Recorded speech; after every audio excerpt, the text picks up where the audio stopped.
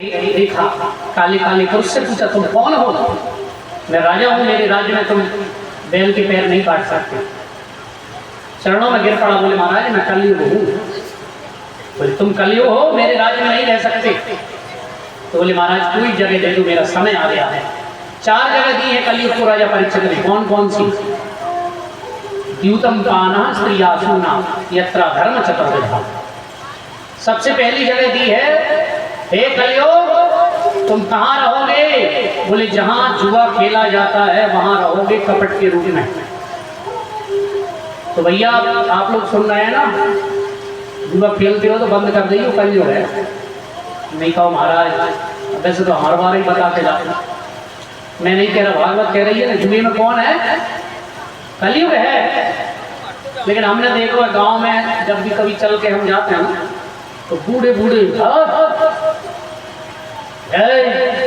तो मैंने पूछी कहा है बब्बा, कथा हो रही है, कथा सुन लो जी, जान कहा लगे हो? महाराज टाइम पास कर रहे हैं।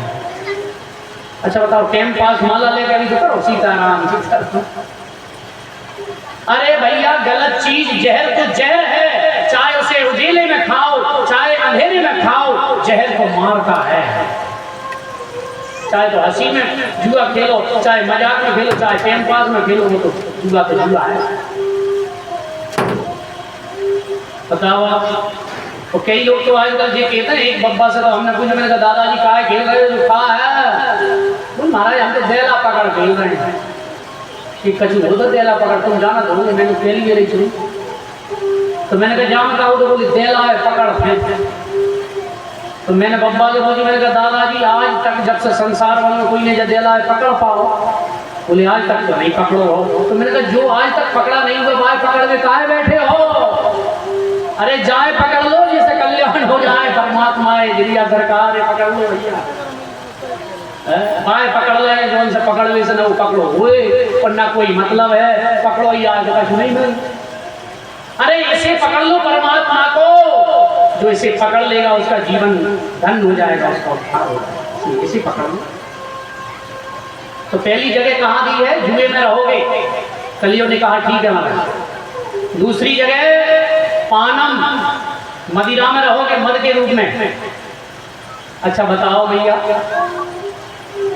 हर दुकान पर सम्मान मिलेगा। आप एक किराने की दुकान पर जाइए, आओ पटेल साहब, आओ ठाकुर साहब, आओ पंडित जी, हाँ भोला भाई साहब की दुकान पे जाओ, आओ भैया ठाकुर साहब, आओ पंडित। और लेकिन भाई और आगे चले जाओ तो ये कहेगी भाई पानम वाली, वहाँ तुम देखिए कोई नहीं कहे आओ ठाकुर साहब, आओ पटेल साहब, कितने कोई बताओ अगर कहीं। लेकिन लाइन लगी है वहाँ।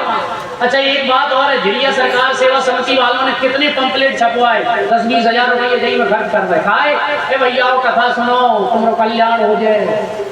लेकिन तुम यहाँ आए हो 10-50। तो बताओ दारू को ठेका खुल रहा हो तो तुमने देखी पंपलेट छपी? तो श्रीमान जी का निवेदन है, दारू का ठेका इतने नंबर की गली पर खुल रहा है, कृपया करके एक बार अवश्य पधारें। कितों पंपलेट करूँ नहीं देखे होंगे, फिर भी पतो लगा के लाइन लगे नहीं है कलियुग। बताओ आप, हर दुकान पर सम्मान, मदरा की दुकान पे कोई सम्मान नहीं, फिर भी लाइन लगी है। दूध दही दलियन बिके, मदरा बिकत दुकान, सिद्ध पुरुष पैदल चले भैया, वैश्या औरत भगवान। कलियुग में यही हो रहा है। हाँ हर दुकान पर आपको पहले सामान दिया जाएगा, उसके बाद में पैसा लिए जाएंगे, है क्या नहीं? ऐसा ही दुकानदार पहले पैसा नहीं दे, कोई भी किराने का सामान लेना, पहले सामान भर के थैला में रख देगा, पूरे हो गए फिर पर्चा देगा कि अब दे दो पैसा।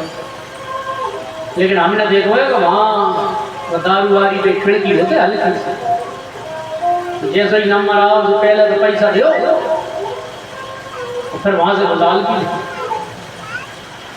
अच्छा तुम लोग जी मत सोचियो महाराज बड़े अच्छे से पता है कि तुम तो नहीं जाओ हाँ भैया हो गई तो सोच लो तुम्हें। हाँ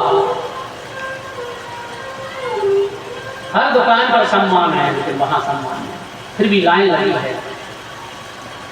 तीसरी जगह देखी कहाँ? बोले जहाँ वेश्याएं रहते हैं वहां तुम रहोगे। चौथी जगह दी, बोले जहां जीवों को मारा काटा जाता है वहां तुम रहोगे। लेकिन कलयुग ने विचार किया कि ऐसे राज्य में क्या रहना जहां राजा पर असर ना हो। बोले महाराज ये सब तो गंदी जगह दे दी, कोई अच्छी जगह दे दो। बोले तुम्हारे अंदर अच्छाई नहीं है, मुझे अच्छी जगह दे कैसे दूं? तो कलयुग बोला मेरे अंदर एक ही अच्छाई है। क्या? तो कलयुग कह रहा है कलयुग केवल नाम आधार